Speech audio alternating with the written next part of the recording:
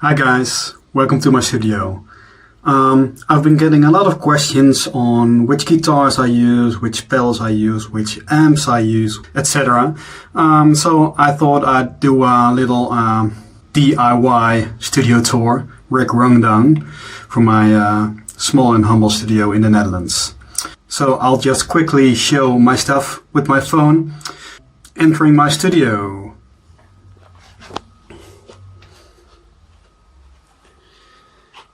This spot you probably recognize. I always record my guitars here. All my collab clips are recorded in here, and this is where I spend the most of my day. So this is my DAW, my digital audio workstation. I use Cubase to record tracks. So this is the heart and soul of my electric guitar recordings. It's my camper profiling amp. It's a great piece of equipment. I've had it for years now, and it's just real easy to get really good sounds out of it. And you can just, with the flick of a switch, go from a vintage Fender amp to a vintage Marshall to a modern Bogner. You name it. It's all in there. There's really high quality effects, tom boxes, delays, you name it. You can tweak it all you want. I use profiles by Michael Britt a lot. There's a vintage Fender one on now that I really like, but his profiles just sound amazing out of the box.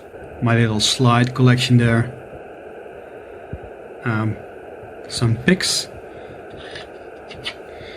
I use these all the time. Chicken picks, a Dutch product. They're amazing picks. They sound good for everything, not only chicken picking. And I use these for strumming acoustic guitar. I like to use these for baritone to get that Twin Peaks sound. And this one is nice for mandolin, which I play a little bit. Let's switch over to guitars. Over here on the wall is an Eastman acoustic. Sounds great. Really all-round guitar. Over here I have a cheap Ibanez all mahogany guitar, which I have set up as a high-tuned guitar, Nashville tuning. It's really nice effect to add to recordings. My bass is a Squier Jaguar bass, offset. I actually only use this pickup, but it sounds great. And you know, for guitar players, a short scale bass is easier to play. My interface at the moment is a solid state Logic SSL2. I've had that for a few months now. I really like it. Over here, Kaufman, a Dutch-made guitar, obviously a Stratocaster, vintage vibe, a Pilgrim banjo or guitar banjo, awesome instrument. Over here is my fake Rickenbacker, a Harley Benton 12 string, which I use sometimes for recordings. My Fender US standard Stratocaster from 1993. I got that when I finished high school from my parents, and I've been playing like hundreds and hundreds of gigs with it. It's all beat up, but I still use it sometimes. Over here is my PRS Custom 22 from 2001, I think. Yeah, it's just an amazing rock and roll guitar.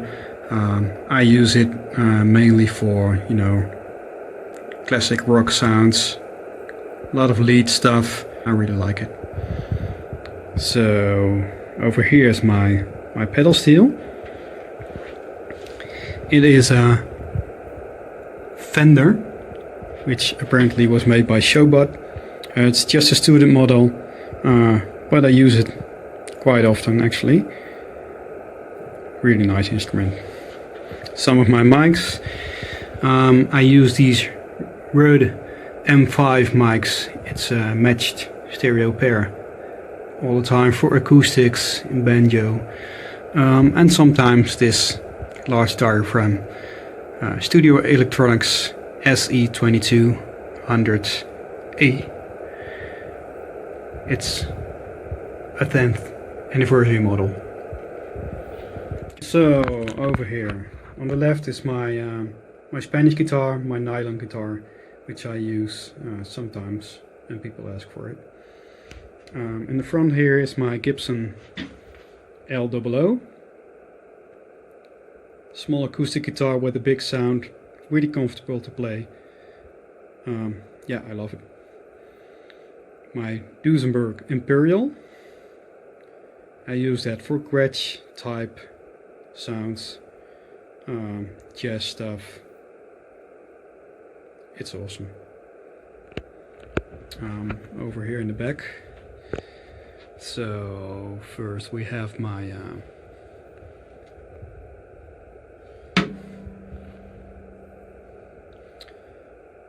Fender 60s Telecaster, not a real vintage one, but a reissue. Awesome Stanford 330, fully hollow, really good sounding P90s. It's great for a lot of stuff actually. Next to that I have my PRS Custom 22 SE, with a really good working tremolo. I use it for all kinds of stuff. Stays in tune well, sounds good, plays well. I love it.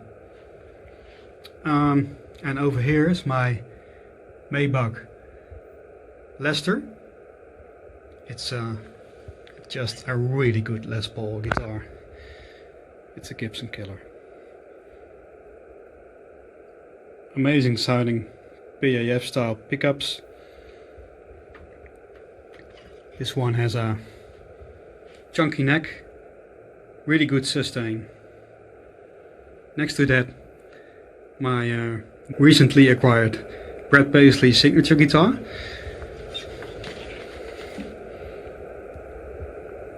Very glittery and blingy, but as a huge Brad Paisley fan, I just had to have it. Next to that, two 335 guitars, my Stanford and my Gibson. They actually sound very different. My Stanford I've had for years. It's getting a bit dinged up from all the playing. Sounds really good. It sounds pretty light actually, and it has a great neck. And the Gibson, well, kind of the Clapton 60s look. My baritone guitar. Next to that, my cheap PRS custom semi-hollow with P90s, and that's a joy to play. It plays really well, sounds good for everything. It's really light resonance. I love it. Next to that, my trusty Maybach T54 Telemann.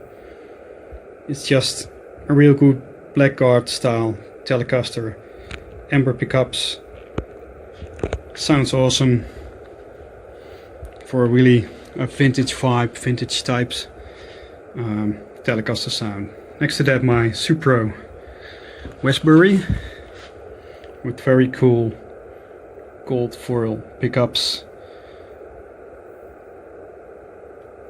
Sounds very different than any other electric guitar I have, so it's nice to use for an alternative sound. And over here is my current favorite Telecaster, my Fender Custom Shop Pink Paisley.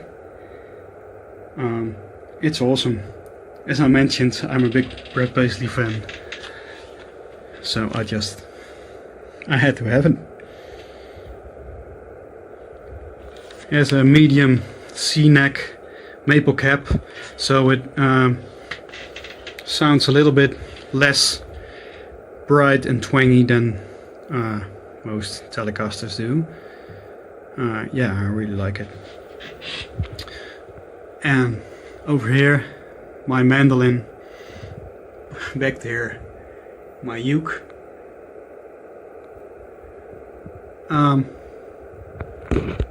Yeah, and that's about it for guitars.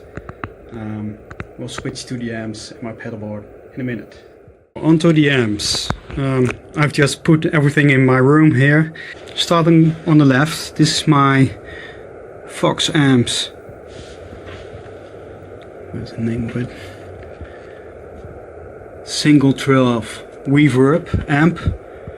It's basically a vintage Tweed Deluxe clone on which you can blend the channels. I have it set up so I play through both channels at the same time, and depending on the guitar and the room I'm in, I blend the channels.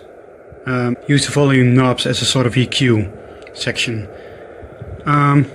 It has a tone and a really beautiful tube-driven reverb. It's all point-to-point, hand-wired. The company, unfortunately, it doesn't exist anymore, but it's made in the Netherlands all by hand and it sounds awesome. A little close-up of its guts. It's got a really good sounding warehouse speaker in it. Great tubes. Awesome amp. Next one is my Fender Hot Rod Deluxe amp. This is one still made in the US. I got it used and it's a total workhorse.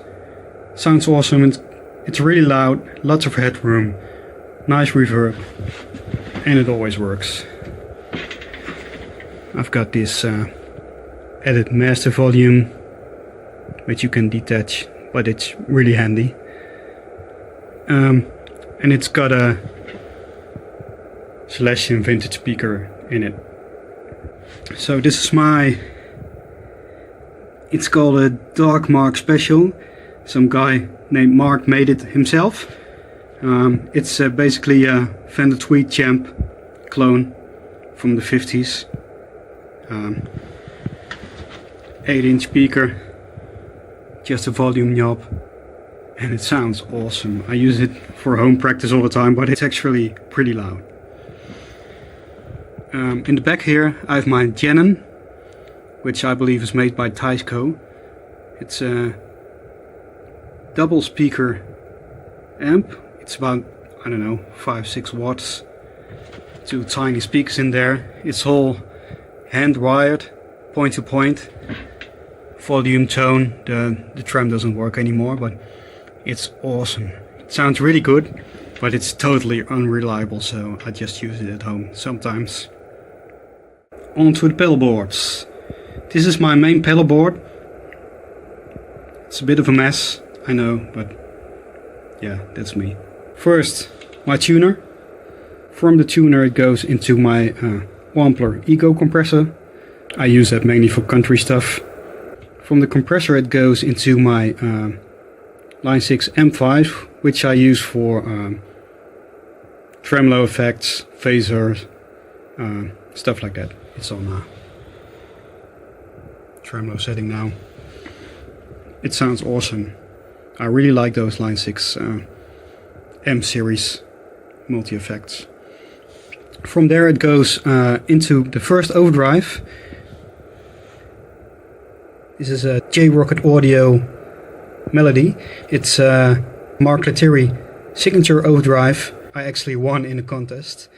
It sounds really natural, and it has a 6-band EQ, which is really handy when you play with backlines like me all the time. So if you have to, you know, add some highs or cut some lows or whatever, it's really easy to do with this. I have it set up with really low gain, sort of pushed tube amp sound.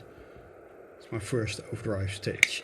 Next on is my full tone OCD, which I've had for years and I like it It's great for low gain settings like it is on now, but it's also good for really higher gain classic rock sounds if you push the drive. Next on is the Wampler Hot Wired. It's the Brand Mason Signature Overdrive, which is basically 2 pedals, a lighter setting and more heavy distortion side. So this is more overdrive distortion. For the overdrive side you can blend the clean signal with the overdriven signal for some pick attack in your sound, and there's all kinds of ways to tweak it. Next up, it's my Supro Boost. It's just a simple 1 knob boost which I use for solos. It sounds great, great clean boost with a lot of range. Next is my Source Audio Nemesis delay, which I use for all my delays. So I have 4 programmed. This is a digital delay, my slapback delay, more of a tape analog modulated kind of delay, and this is I think it's more swell sound I use. And last but not least, it's my Electro Harmonix Oceans 11. It's a reverb pedal which I use for reverb when I'm playing an amp that doesn't have reverb, but I use it for the where is it? The shim setting for some nice effects too. Really love that. So onto the right is my mini pedalboard. I use this for rehearsals, for playing at home, or fly gigs when I just need to bring something small that has to fit in a suitcase. The heart of it is my Line 6 M9 Stombox modeler. Yeah, it's just awesome. Like the M5, this is the same but bigger. I use it for overdrives, for tremolo, phasing, delays, stuff like that. In front of it is a Wampler Mini Ego compressor, and behind it is a Exotic Effects RC booster, which I use for just boosting a solo. So yeah, that's about it. I think I've shown most of my gear that's in my tiny little studio over here to you. That's what I work with every day, and when I go out on the road, when we're allowed to go out and play gigs, the stuff I use. Yeah, I hope you enjoyed it. Let me know in the comment section if you have any more questions, and see you next time. Bye.